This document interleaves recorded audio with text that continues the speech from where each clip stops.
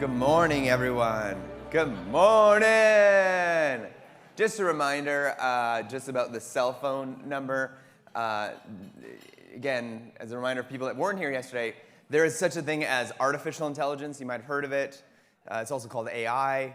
Yesterday we launched DI, which is Darian's intelligence, which is me. So we've had such requests as massage, Pepsi, because this is a Coke facility.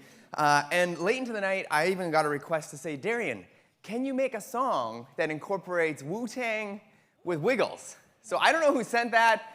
I don't know if you were even here because you were texting me late into the evening. So I did that for you. So we're going to be showing that shortly.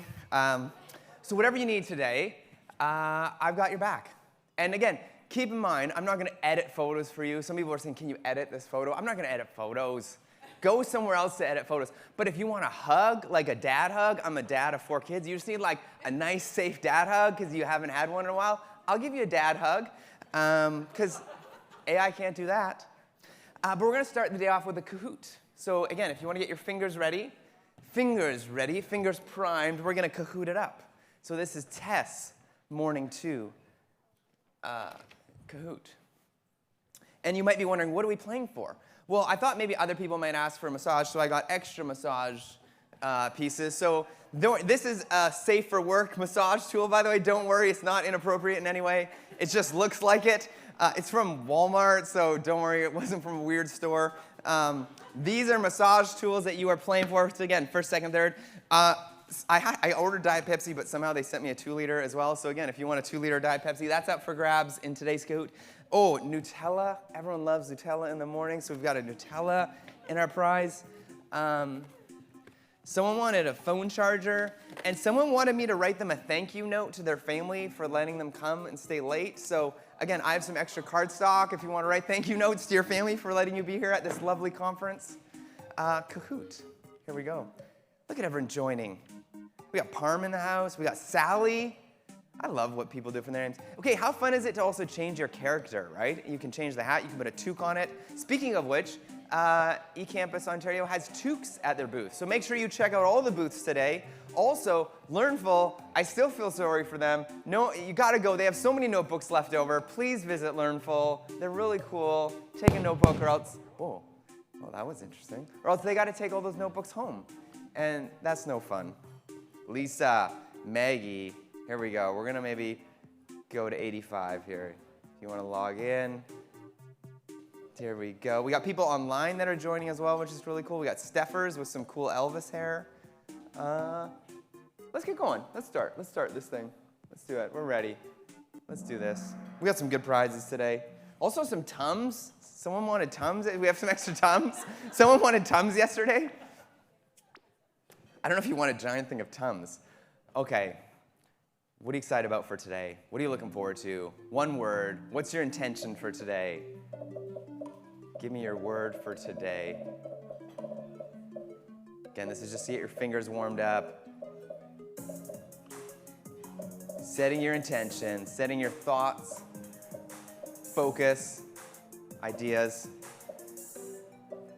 Just so you know, you're about to have the coolest keynote ever. We have a senior fellow from Munk School of Global Affairs and Public Policy and Center for International Governance Innovation coming up. Just prepping you. Oh, look at these. Dad hugs. That's so cute. Good vibes. Fun. Oh, that's good. Learning and learn. This is great. Look, we have some people with some good intentions for today. Okay, scale. Here we go. How's your energy level this morning? How are you feeling this morning? How are we feeling?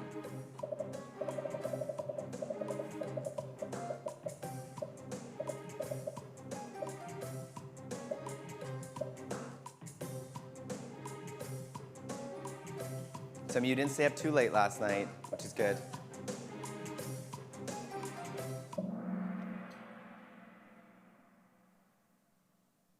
Look at this. Oh, people are excited. Look at this. Okay, good. Yay. Okay, that's nice. Okay, this is good to see. Okay, next one here. Open-ended. This is where you can write stuff. So what is the biggest gem takeaway you're hoping from today? Give me what you're hoping for from today. What are you looking for? What are you desiring? What are you hoping for?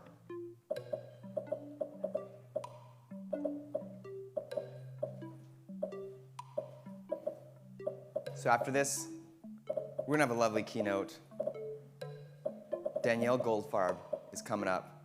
The next generation of public interest intelligence, using new tools to confront the AI, data, and trade shocks. And then we'll be quizzing you after it. There'll be a quiz following your keynote. It's gonna be a nice, meaty, delicious, fulsome talk, of which then we will be quizzing you to win these lovely prizes. Now that your fingers are warmed up, now that you've sent your intention for today, your word of the day, what are your gems and takeaways that you're hoping for from today, we're gonna get you warmed up and ready to go here today. This is gonna be exciting. And after this, to prep you, we have a song. And I want to just tell you, I'm going to warm you up for the song we're about to have. This song is dedicated to Dr. Robert Luke. He is a person who is quite humble. I was going to make the song about Robert Luke, but then I didn't, because that's not the type of person you are. You don't want things to be all about you. And so the song is about Test 2025. And so that's what it's about. And it's going to be a little more Wiggles than Wu-Tang. So those of you that are Wu-Tang fans that were hoping for some like F-bombs this morning, there's no F-bombs in this morning's thing. Ideas, accessibility, time to focus and plan, assessment help. Look at this. Using AI and PSE, tools, good learning, knowing how to implement games into education. I love that one. That's a really cool one. Learn new things and share thoughts. These are some great ones. All right. We're going to go to that song. We're going to go to that music video. Again, make your requests today with Darian's Intelligence. I may or may not be able to fulfill everyone. I'm not going to edit your photos. I'm not going to bring a real cat. Someone asked me to bring a cat in. But people have allergies, and that would just be inappropriate. So, but appropriate things. But try me, test me. And make sure you pay attention to this next session, because there's going to be a quiz afterwards on Kahoot. So let's do it, guys.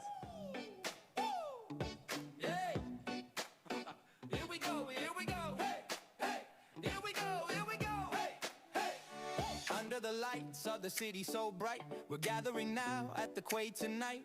300 plus minds in one big room, ready to spark ideas and bloom. From learners to tech to policy stream, we'll reshape tomorrow beyond our dreams. Workshops, keynotes, panels and play, emerging tech and the learner's way. At 10 Assess, we're shifting, innovating, in higher learning we're activated.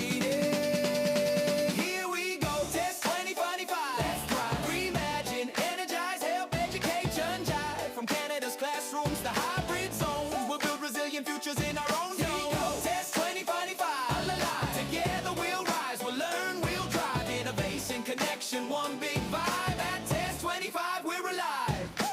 Open education, setting us free. Policies, partnerships, possibilities. AI, data, learning, redesigned. In every session, fresh vision we'll find. From the resilient workforce to teaching new ways. We're rewriting the future of how we engage.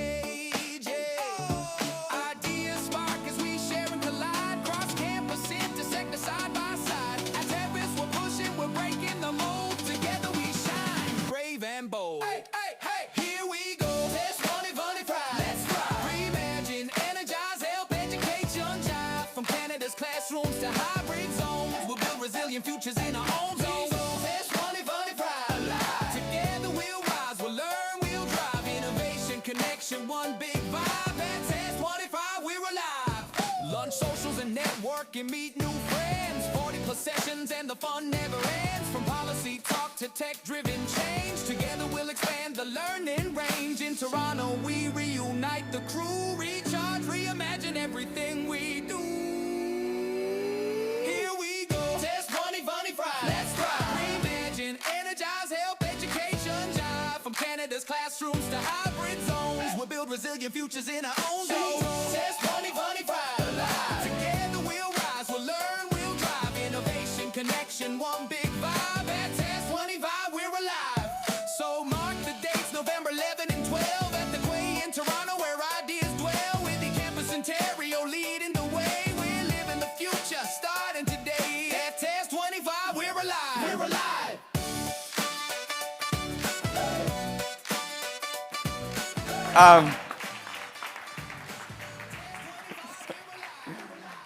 I was singing yesterday, and I think this is a lot better than my own singing. So, and it's not to the Kahoot song. So there we go. Robert, you were the muse. You were the inspiration for this. So thank you. And thank you for the request last night on Darian's intelligence. A bit of wiggles, a bit more wiggles than Wu-Tang, right? Would you agree? Yeah. Okay. Test 2025. We're alive. Here we go. Without further ado, we have one of the coolest keynotes. I was so excited about this. I'm ready to take notes. Who's got their pens handy? Who's got their notebooks ready? Look at this. Look at these note takers here. Without further ado, Danielle Goldfarb, please come to the stage. Oh, Robert, you're supposed to introduce. You got a whole thing. Come on, Robert. Come on, man. Here we go. We're live. I don't really know how to say to that. I'm very, very seldom am I speechless. But I'll just say I actually don't know the Wiggles. So I'll be cajoogling that in a little bit to try and figure that out and try and figure out which one of those characters was me. And you can do the same thing. Thank you very much, Darian. That's a great way to start us off. It was a great day yesterday, and I'm pretty impressed, actually, that you did that last night. 'Cause I think we left that dinner last night at about 10, so good for you. I guess you don't sleep. You're on a different time zone. Excellent. Well, listen, everybody, thanks a lot for coming today. It's my pleasure to introduce you to Danielle Goldfarb, who, as you've already heard, is the Senior Fellow for the Munk School of Global Affairs and Public Policy and Center for International Governance Innovation. Her bio is in the program, so I would suggest you read that. What I want to just say quickly is that we had an opportunity to catch up in the green room and had a brief but really deep and interesting conversation about the role of data and what that means for us as, I guess I would say, public intellectuals and also purveyors of public education. So I'm actually really looking forward to hearing what Danielle has to say. I do have a pen to take notes. And what Darian didn't say was what he said yesterday is if you find the person who is taking notes, then you can use their notes for yourself, for your own posts. But without further ado, Danielle, please.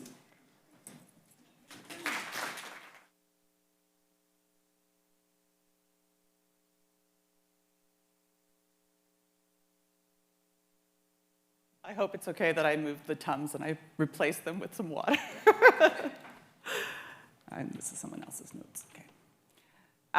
Thank you, guys. I'm really excited to be here, and I hope I'm going to bring a bit of a different vibe from our introductory session, but a complementary vibe. And I'm going to start, I think, with somewhere pretty unexpected. So you're probably wondering why I have pictures of yurts and cattle. So we're going to start in rural Mongolia. And the reason we're going to start there is because I think it provides a really good example of what I want to talk about. And in rural Mongolia, the livestock, so cattle, camels, sheep, et cetera, that's a really significant part of the economy. And so they really need a really good picture of what is happening in terms of these livestock. So every couple of years, they send out a team of people with paper and pencils, and these folks go to all these rural areas across Mongolia, and they go in on horseback and by truck, and they basically count the number of livestock.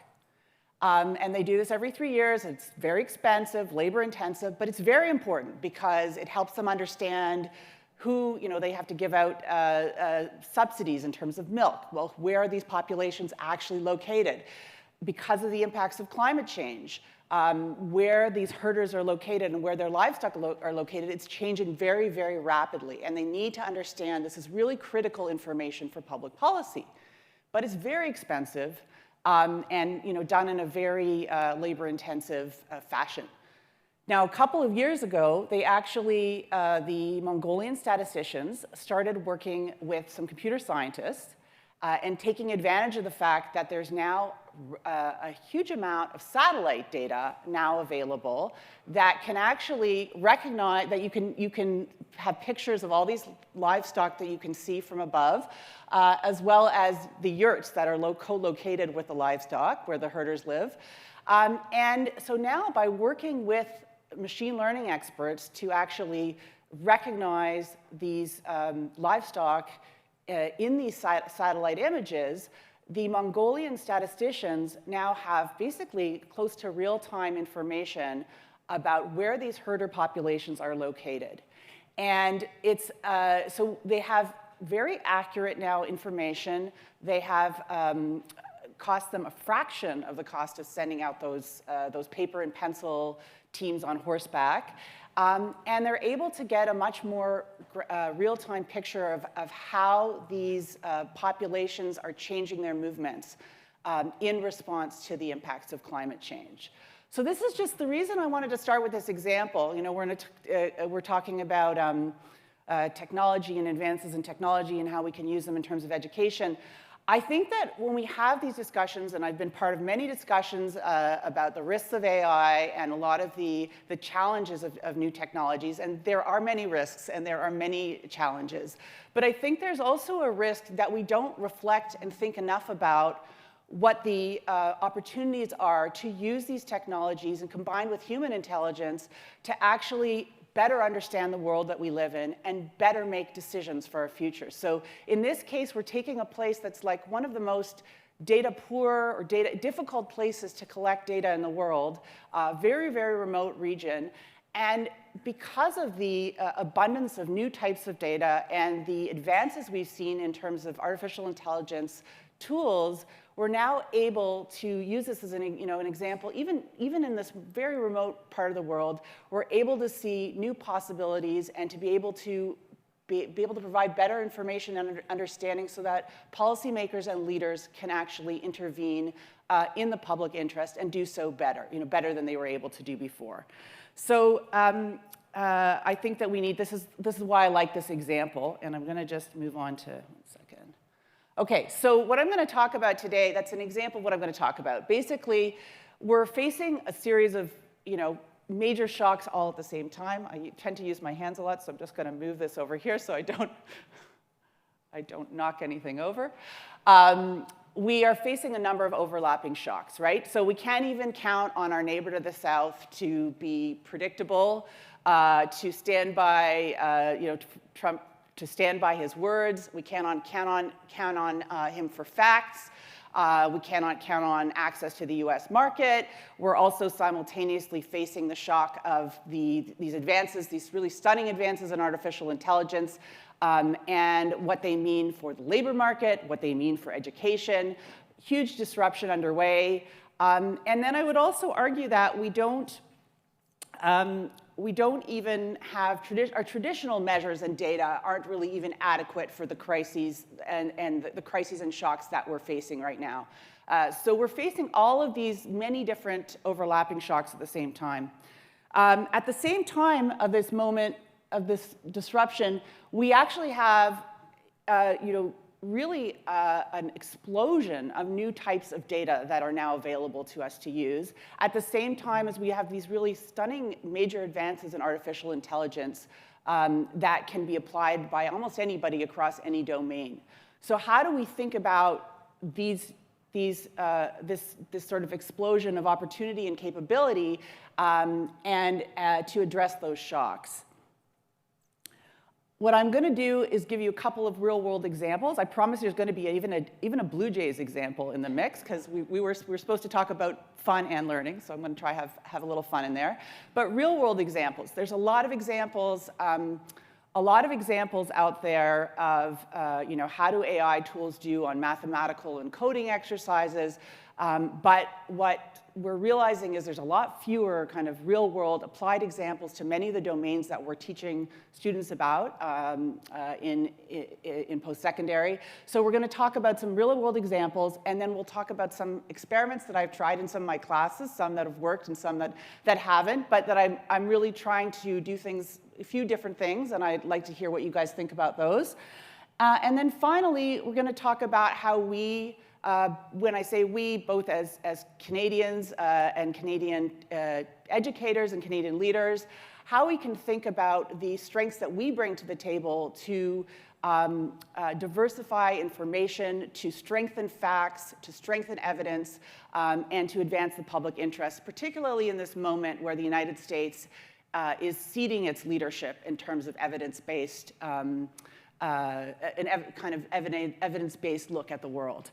Okay, so that's what I'm going to try to what we're going to try to do. Okay, so I'm going to start by talking about what I think is the evidence and data crisis. Okay, and so this is a chart. We're going to go all around the world today. So basically, in authoritarian regimes, you can either withdraw data, you can make it look more favorable, you can redefine data, and that's what we're seeing, for example, that's taken place in China. Since Xi Jinping became the leader, you can see the drop in the number of data sets that he's stopped publishing under his leadership. And he's also kind of redefined certain indicators to make them look more favorable. You see something similar in Russia. Since the start of the war in Ukraine, Russia has actually withdrawn a lot of data, financial, budget, trade data as well, to obscure the situation and to make it unclear, like when they're not complying with sanctions and so on and so forth. So this creates a lot of uncertainty, not only for the citizens in these countries, but also for those of us around the world that are trying to make sense of the world. Now, before maybe a year ago, maybe we were just focused on sort of China and Russia and a certain, smaller group of countries, but now we have this issue with respect to our neighbor next door, where, the US was the world's most open and trusted data source a year ago when you looked at a lot of official data and official indicators. And now there have been massive cuts across a number of different domains, whether it's climate, whether it's public health, international development, the list goes on and on about what the US leadership has cut. And then we also have the deliberate spread of disinformation and all that kind of stuff that we're hearing out of the president and many other people throughout the country. In addition to sort of just cutting the data, we actually have undermining the data. So we have this example of Trump firing the head of the Bureau of Labor Statistics when he didn't like the jobs numbers. And there's been a number of examples like this as well. This one I also found really upsetting, that the number of immigrants that are, well, basically the Bureau of Labor Statistics is basically reporting that there's 2.2 million fewer immigrants in the US, which obviously is not true. It's just that there's 2.2 million fewer immigrants who are willing to answer the survey now. So this is another example of the crackdown on immigrants and how that's impacting people's ability to participate in data collection and being part of these statistics that have been, for which we have long historic time series. And then I hope that by the end of today, perhaps this will be old news, but of course we have this massive government shutdown in the US right now. And it's not, and that has delayed a lot of the data that's coming out. So we really are, at a moment where there's a lot of uncertainty about what's happening across all of these domains. We then have this additional factor that we can't really count on government to even be collecting and publishing these data. So we didn't see, for example, labor market or other kinds of data that were published during this time. Now, okay, you could say, well, that's fine. The Americans have all these problems. At least we've got it right in Canada. And I would say, yes, we are a trusted source of information. But I would argue that the information that we have is still not adequate to the crises that we face today. And these data no longer meet the needs that we have. So today is November 12th. And who wants to guess when we have trade? When's the latest trade data that we have available? Any guesses? Okay, I will, if there are no guesses, I will tell you. So we know what happened in August. It's November now. We are in the middle of a trade crisis. Trump has cut off talks with Canada. Every week, who knows what we're going to see on the trade front. This is just simply not adequate. This is like ancient history, right? So, and you could see this throughout the COVID crisis when trade was changing rapidly, and now we are seeing this, and we're in the midst of a trade crisis, and this is happening throughout the whole period of this trade crisis since Trump was elected. By the way, because of the US government shutdown, we actually trade data with the US on trade, so like they collect import data, that's our export data, so it's going to be even more delayed till we actually get our September trade data. And that's just really not adequate anymore.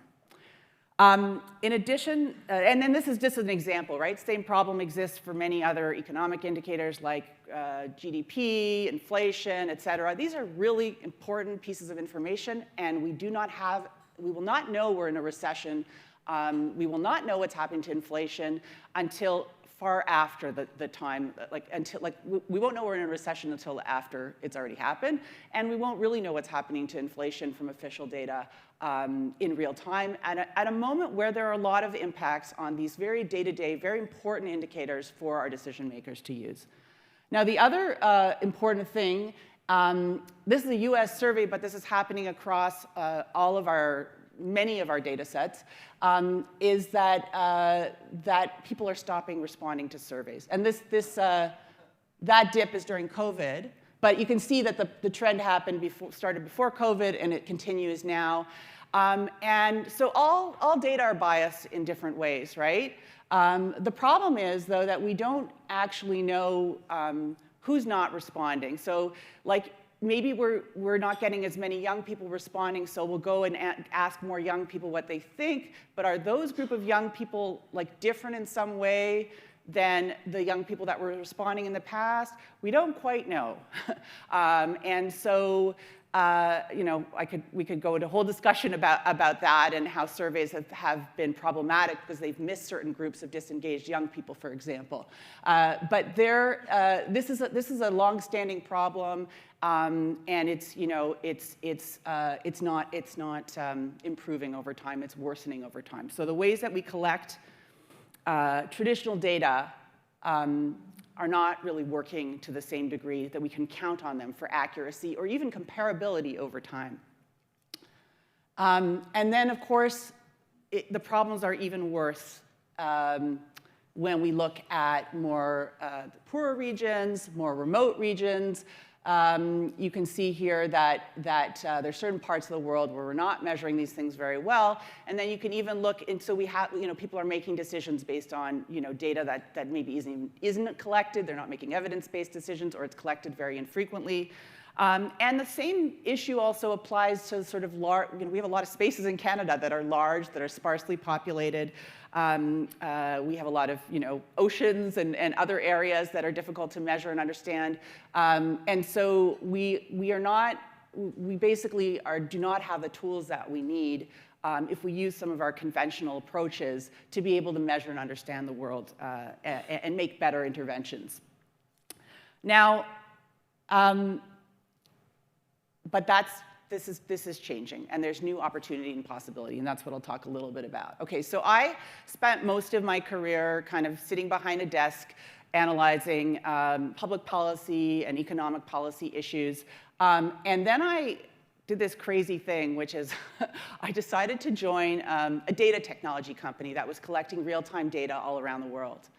And I was absolutely shocked to see, when I joined, to really understand that there is like the huge explosion that's taking place in data collection around the world. And so this is a really kind of neat chart that was done in collaboration with the World Bank, which shows where we are now collecting data from all corners of the Earth.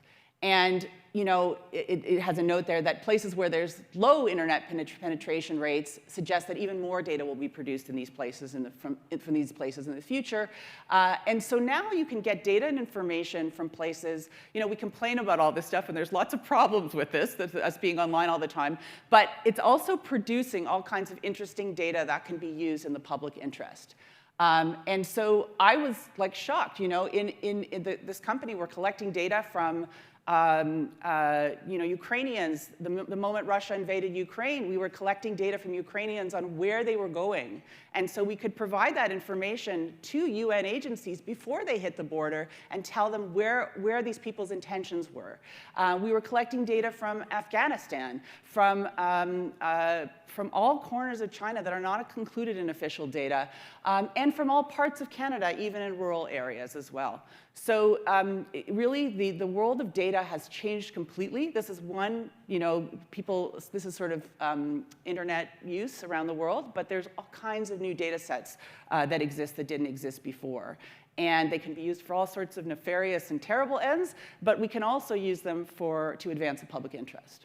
Okay, so here's some of my own data.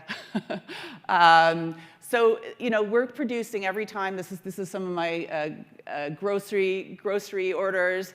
Every time we click or we do any kind of online activity, we're creating this digital exhaust, right? So our digital refuse, and we can use those data to actually better understand the economy. For example, you can use it to understand, I talked about sort of in Mongolia, people were going out with paper and pencil, but we actually send people out to supermarkets here to collect inflation data.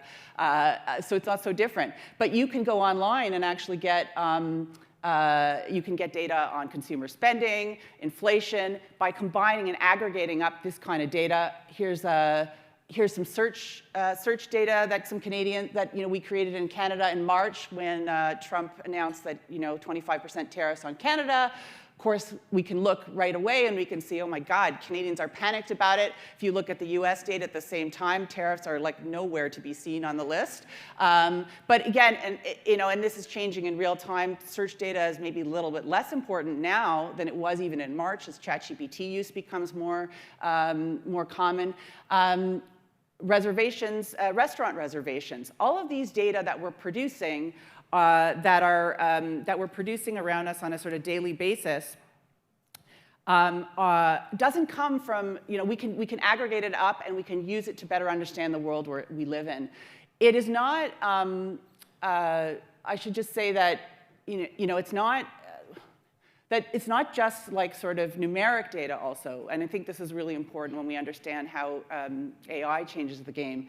We're now able to use image data, text data, and it's sort of multimodal across different types of unstructured data, right? So before we were confined to using numeric data or much more structured data. Now we have the possibility of using much more unstructured data in this new world, and we can use that to advance our understanding of the world. Now, we should just also mention these are kind of like naturally occurring data, right? So they're not representative, like they're not carefully calibrated. They are like they're just basically how people are using this stuff, and that has many biases and challenges and risks associated with it. So we have to really consider the best ways to use those to mitigate those challenges. And one of them is actually to have many different sources of information. But we need to recognize, of course, that who uses the internet is biased, right? So even if you think of traditional survey data, it's actually, in many parts of the world, is biased towards older and actually more female participants. Much of the internet use data is actually biased towards younger and more male participants. This is not true in every situation, but in general, that's what we find when we look at some of these data. Okay, so we need to think about how we use them carefully. We need to think about how do we get a variety of data, and we need to remember, we need to think about the new possibilities. Okay, so I wanted to give you, I promised a Jay's example, so I don't know if everybody's still heartbroken, but if you're still heartbroken or not, I'm not going to talk about the Jay's performance, but what I will talk about is how we can use, again, some of the data that I talked about to understand the very local, like I'm going to give you some real world examples of how do we use those kinds of data sets to understand very real world impacts, okay? So this is Moneris collects anonymized credit and debit card information and data, and basically they can, Game 7, they found that a lot more people were eating at these downtown restaurant volumes. I guess not actually unexpected, but it just really shows that you can get hyper-local information in real time. And that's not what we're getting from a lot of our government statistics. But this is something that actually governments are now experimenting with, is actually collaborating with some of these providers of anonymous credit card and debit card information to basically understand what's happening in a very, very local way. And you can get this in every part of the country, like even in, again, more remote regions where we traditionally have not collected a lot of data of information. That's not as exciting as the Jays winning, but anyhow, I thought I had to throw in a Jays example. Okay, now I'm going to go to a very different part of the world.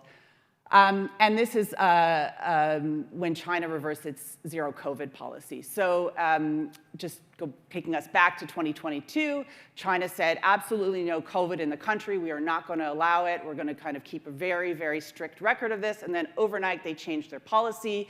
And then they said, oh, but nobody's really dying of COVID as a result of it, and the economy is going to bounce back quickly. It's all going to be good. Nobody believed that. But what do you do? Like, how do you, the official data, the official sources of information are telling you this is what's going to happen. Like, how do you actually validate that? And so in the private sector, they've been using these kinds of shadow data and shadow and kind of external validating types of information for a long time.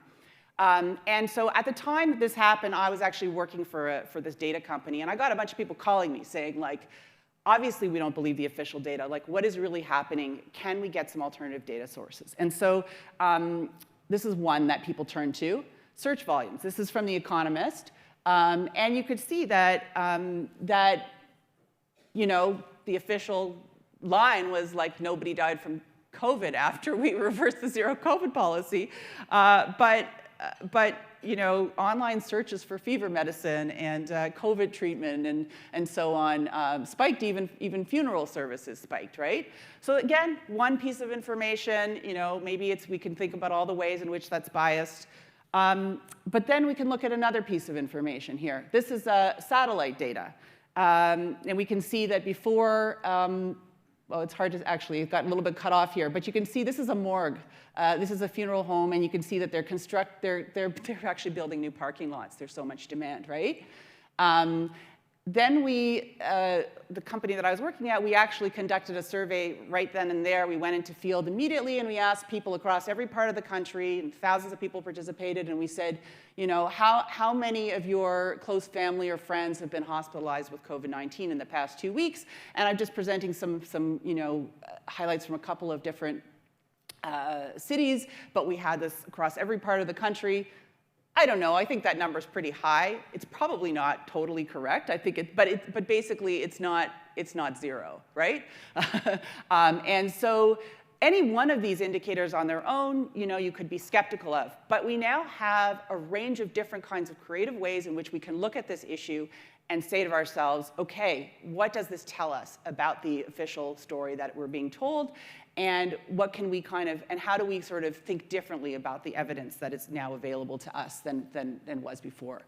Okay, so again, like each one on its own is not gospel, but in combination, they're telling us that this was seriously underreported, and that there's this very immediate and serious impact of the zero COVID reversal on health.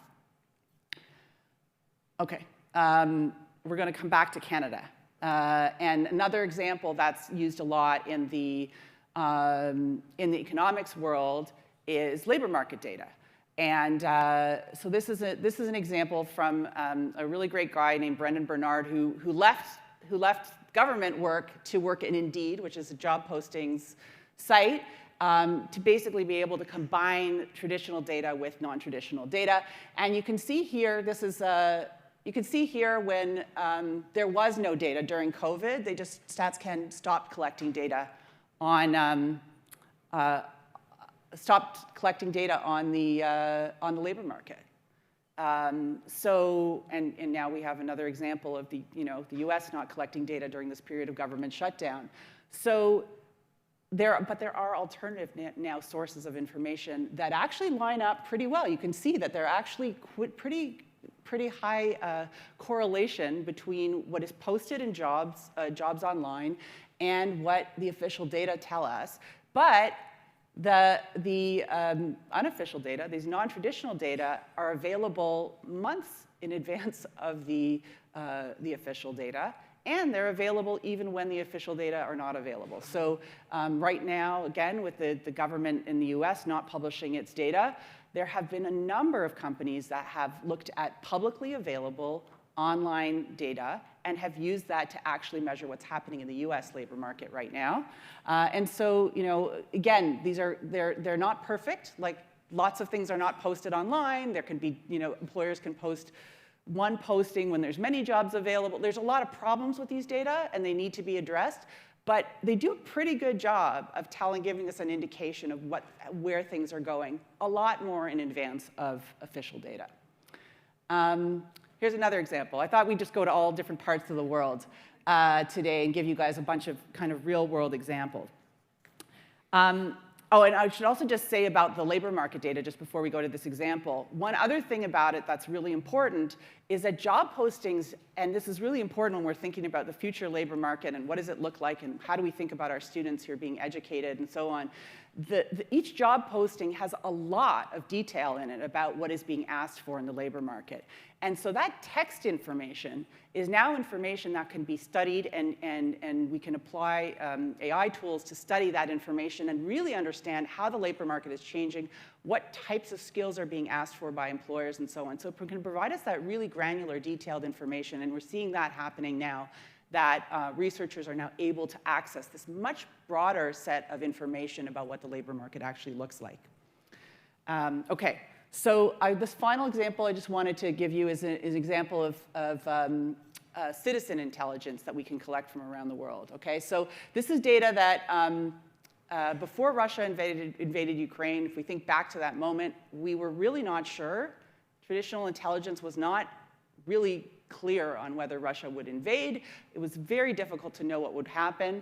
The Russians, of course, denied that they were going to invade, and satellite imagery showed some troop movements, but it was very, very difficult in the moment. People did not know what was going to happen. It was a very big moment of uncertainty. So we said, well, let's ask Ukrainians and Russians via their smartphones, what do you think is going to happen?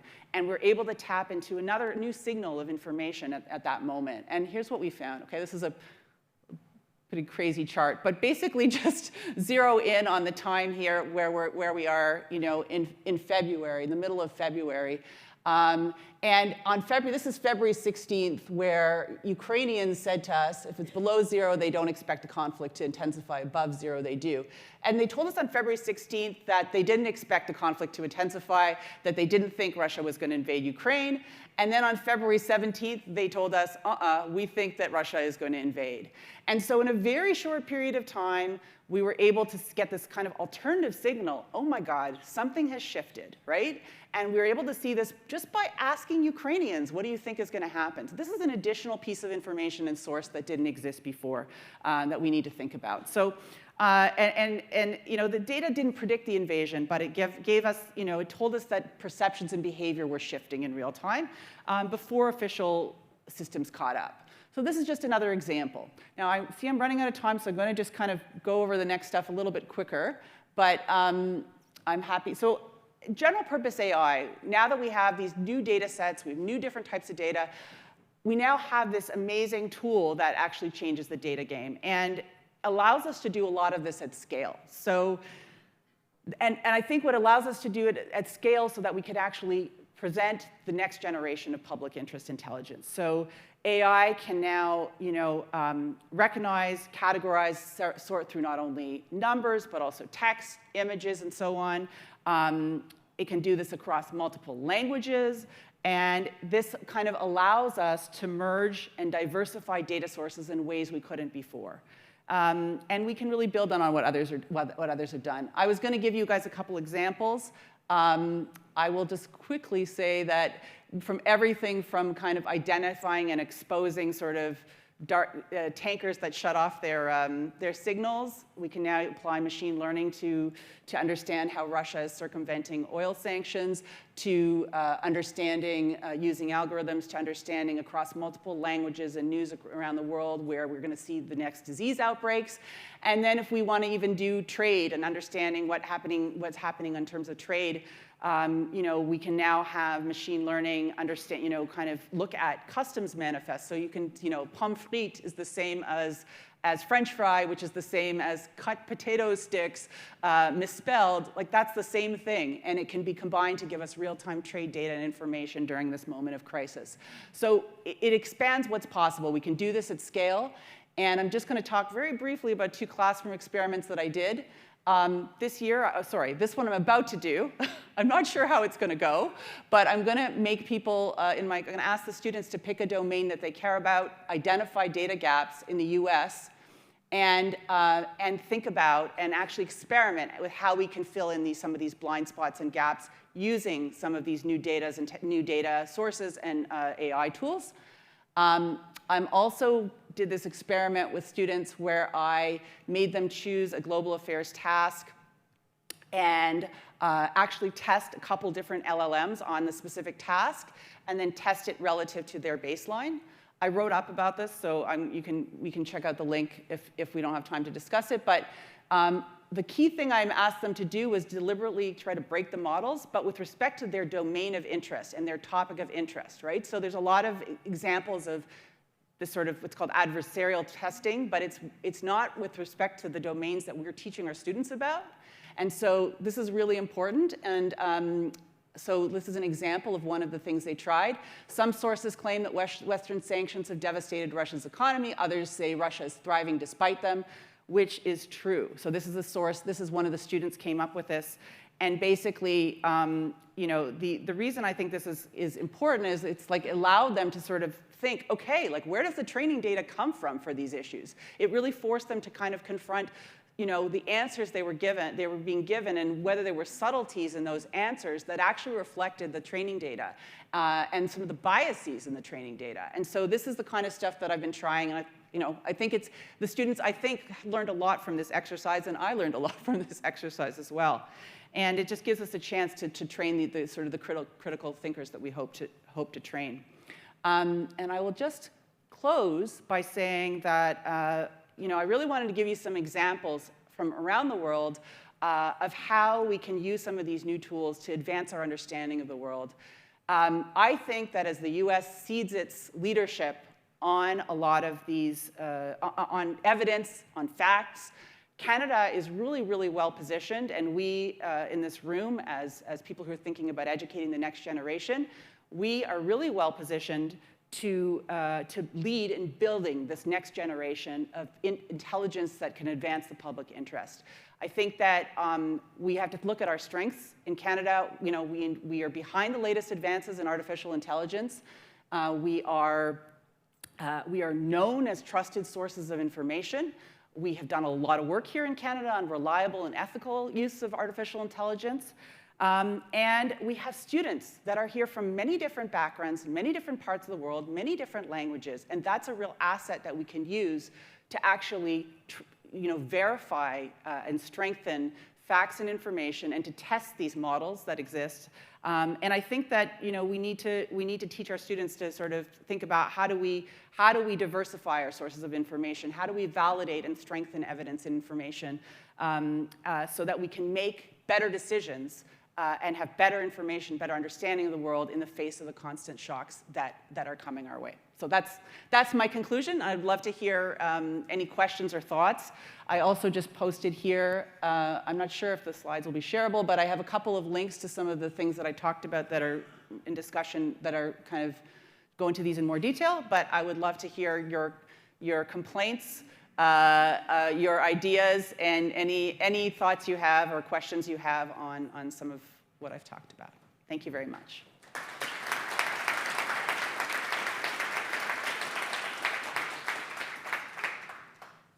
Any complaints? Go ahead. Yeah. Are there mics, or are you just? Oh, okay. Where was the question? Thank you very much for this presentation. It was a nice one.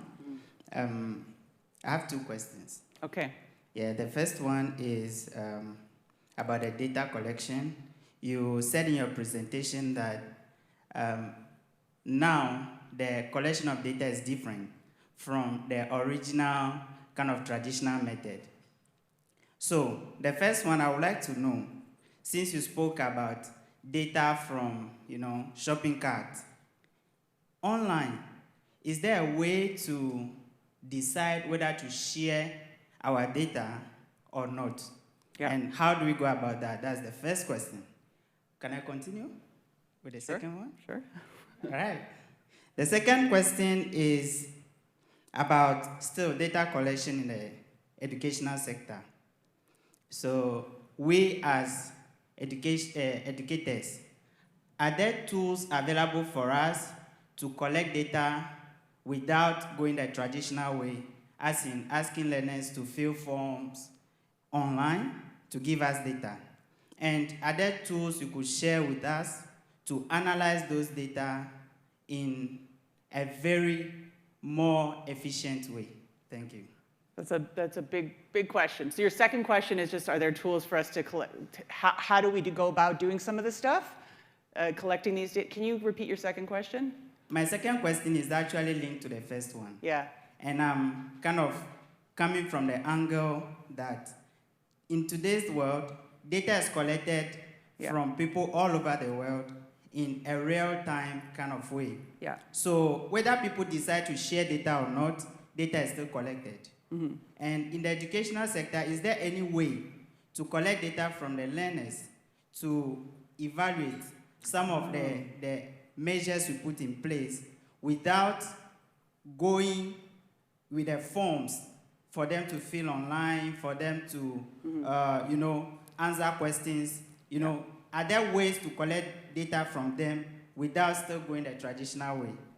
That's a good question. So I don't know if I'm an expert on that, but what I will say is, you're raising a really important point. I didn't talk a lot about some of the risks and issues involved with collecting some of these data, right? So when I go on to order my groceries online, which I just showed you a grocery online order, I'm sharing my data and information, and I'm making a choice to do this online activity. But there are many different ways in which we share our data information online, and we should have there are different ways where you can opt out and you can make decisions with respect to privacy. That's a huge conversation we need to have, and we need to make sure that people are comfortable sharing their data and information for sure. So you're raising a really important issue about privacy. It's a huge issue, right? Like, are we, when we're doing this work, even with Mongolian herders, it has to be done with that particular project was done actually in collaboration with the herders themselves to make sure that they were comfortable with the approach being taken.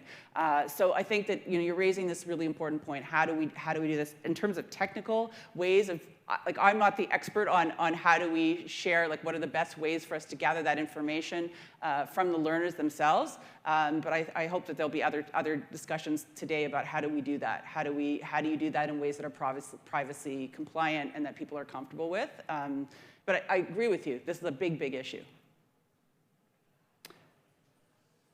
Whoever's got the mic, I see there's somebody there who's got, and then you and then there's somebody behind you next. Okay, thank you. Thank you very much. That was a really interesting presentation. I really enjoyed it. Thank you. And it makes me think about my students who are potentially, probably, definitely, using AI as they write their essays, explore different issues.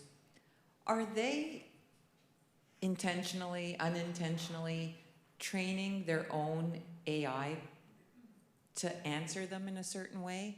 I'm asking that because I have the perception that I'm training my AI. When it gives me examples now, it always gives me examples for health. I teach in health. It never chooses other examples, even if I use very vague probes. And what is the implication of that, if that is indeed happening? Can you speak to that? So I think that absolutely, but again, I think it also depends. This is also why in the example I gave, I felt it's very important to compare. I asked my students to compare LLMs against each other on a topic that they know very well, and also to compare it to their own baseline, so how they would do this without the AI, right? I think it's really important that not all AIs are, it's very opaque how this is being done. And this is a huge challenge, right? Is that we do not understand, like some of the models are making now efforts to kind of explain a little bit more about how they're going about their thought processes. But for sure, they are being trained, they're learning from your responses, what kinds of responses you want to hear.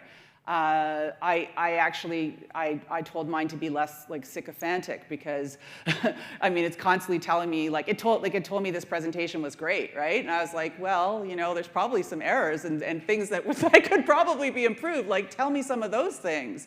And I want to know some of those things. And so now it knows that I don't want it just to tell me I'm fabulous.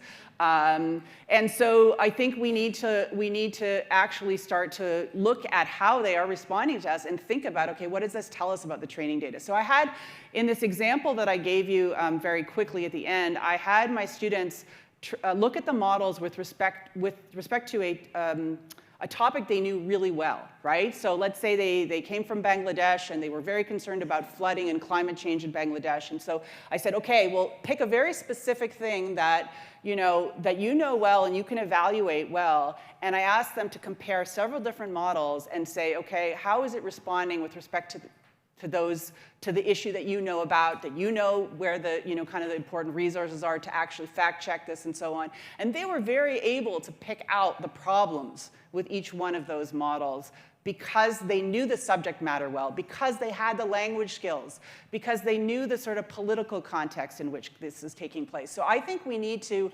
everybody's using it. For sure your students are using it. For sure one of my children is using it and my other child is not using it. But they're all using it.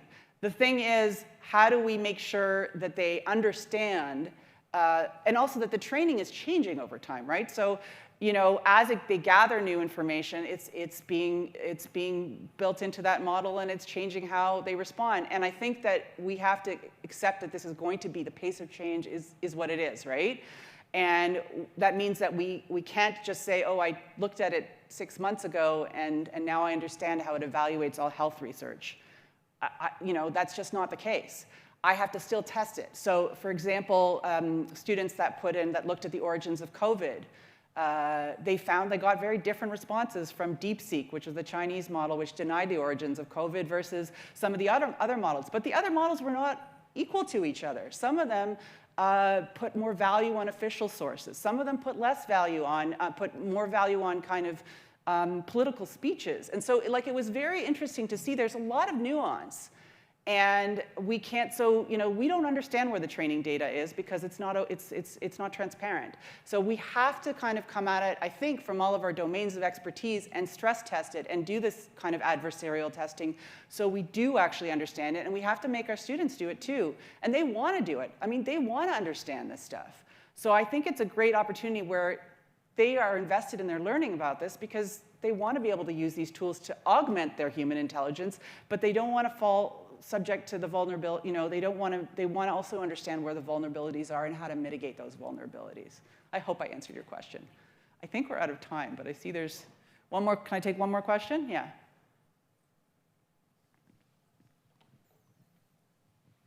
Hi, thanks for the presentation. It was very enlightening.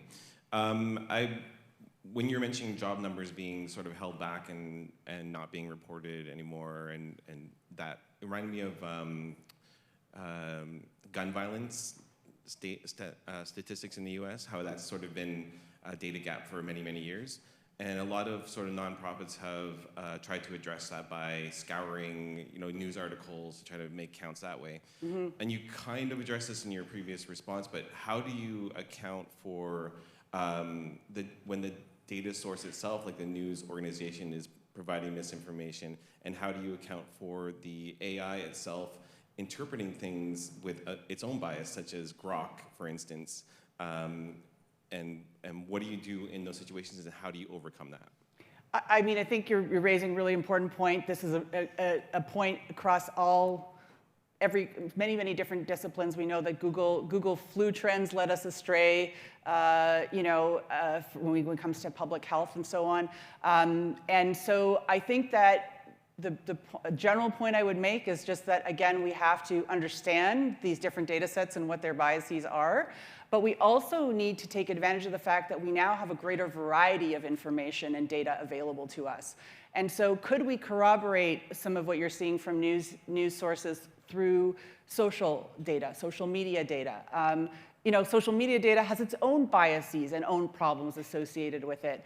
But can we use a greater variety of data? Like, there are macroeconomists now that are using 300 pieces of data to measure what's happening in the US economy in real time. Not like 2 or 3 pieces of data and information, but they're using the official data and they're using like every single piece of other data that are available to them. Now, some of those data may have biases associated with them. Many of them will have bias, like all of them have certain kinds of biases.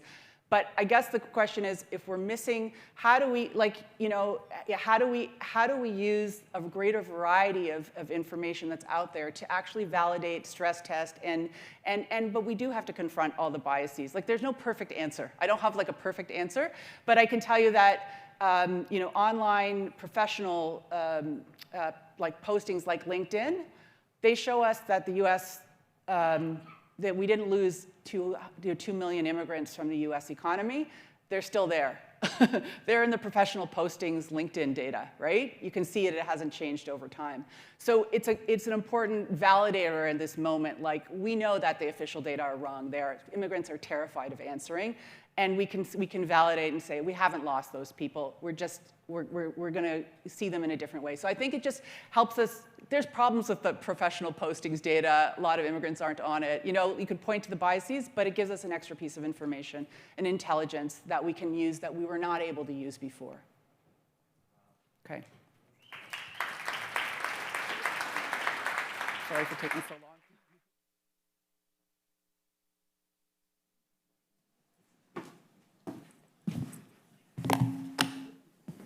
Well, thank you very much, Danielle. That was fantastic. Certainly gave me a lot to think about. eCampus Ontario, our raison d'etre is to focus on digital participation in education and the economy.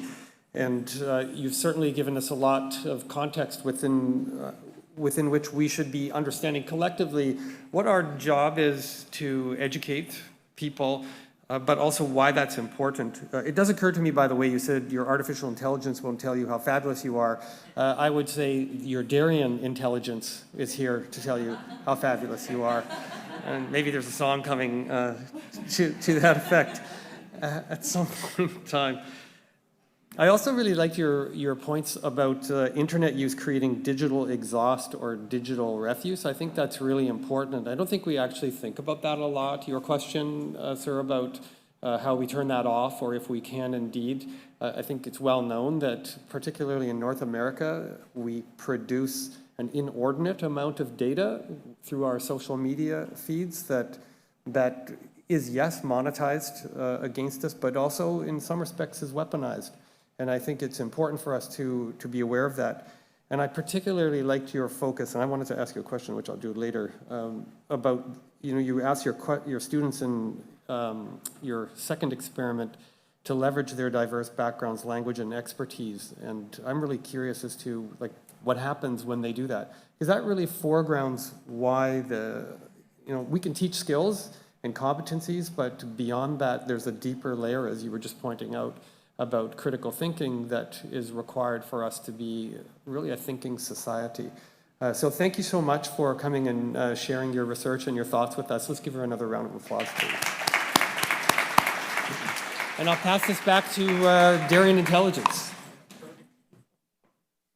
And I apologize, I've been getting messages asking how did that video get made, and in full disclosure, I should tell you, the salad that was made there. The song was written with thanks to our friends at ChatGPT. Suno.com was who put the beats and the song lyrics and the singer together, and revid.ai did the music video. So that was kind of my mix there. which is great. And I want to reference, I just love that you referenced Google Trends. If you have a chance to check out Google Trends, is one of the coolest, creepiest sites out there. There was a screenshot from it there. Also, Answer the Public, if you want to play around with, just if you got excited about data all of a sudden. Another thing to let you know, data and with it, and just to kind of like pull the veil out behind the marketing scene, we've had this tool for a while, for about 8 years, called Facebook Lookalike.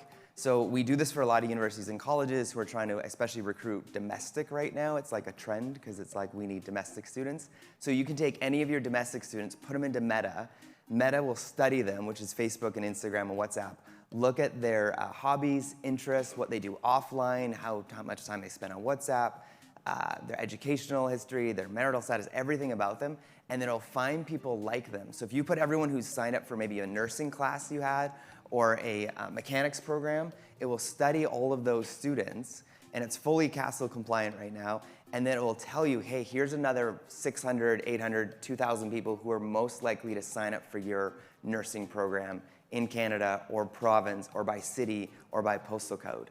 So the thing with that data and that information, it is so powerful and so incredible for recruitment and conversions that they actually took it away from the banking industry 6 years ago because people were using it for predatory reasons. They then took it away from the real estate industry, again, because they were using it for predatory reasons. As much as Meta is an evil American corporation, they actually had a heart and actually took that away. So here's my prediction.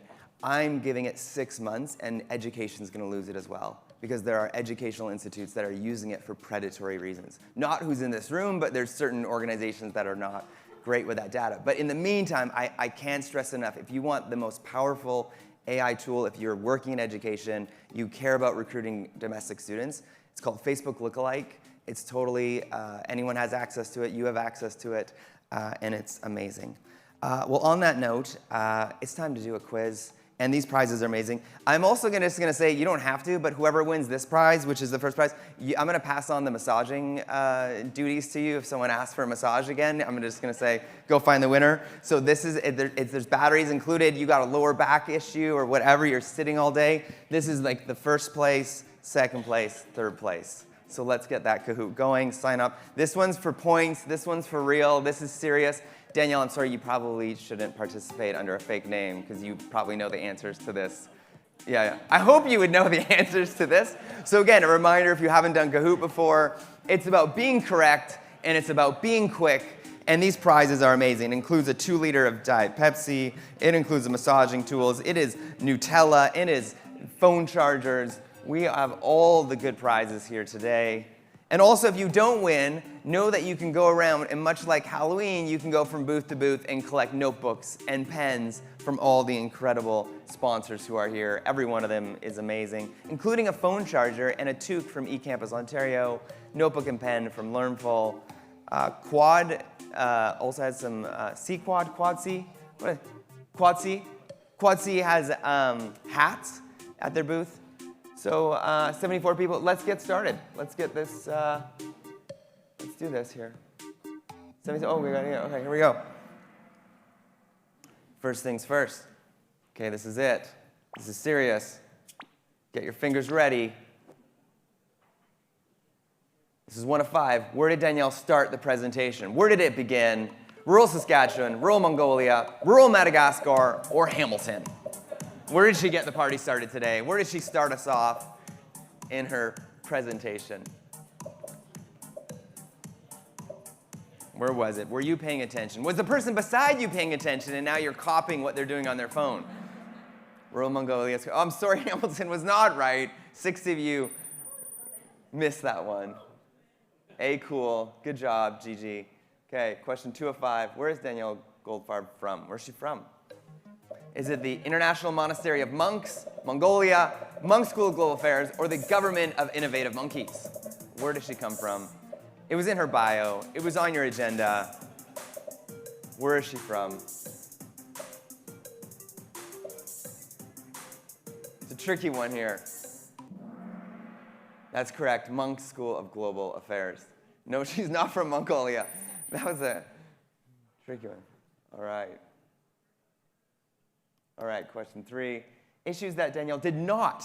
She did not mention these issues. data abundances, AI capabilities, shocks from trade to climate to geopolitics, the facts, lack of Pepsi products at the Q. What did she not mention as an issue facing the world today?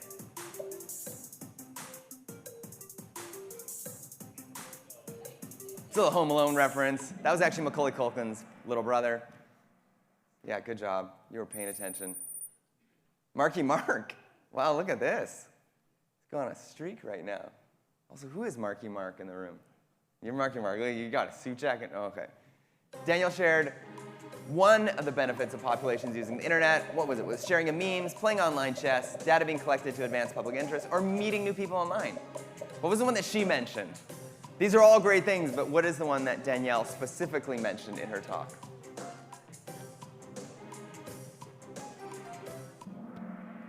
That's correct. Data. It was not sharing of memes. 5 of you believe it. Yeah. We're trying here, Danielle. You know who's, there you go. Data will show you this is the percentage of people truly paying attention to your wonderful talk. Last but not least, this is the last one. How much did Jay's Game 7 lift the restaurant volume from Moneris? 69%, 67%, 29%, or 12%. We had to throw in a little 6-7 reference for those that know. 6-7, 6. Those that know.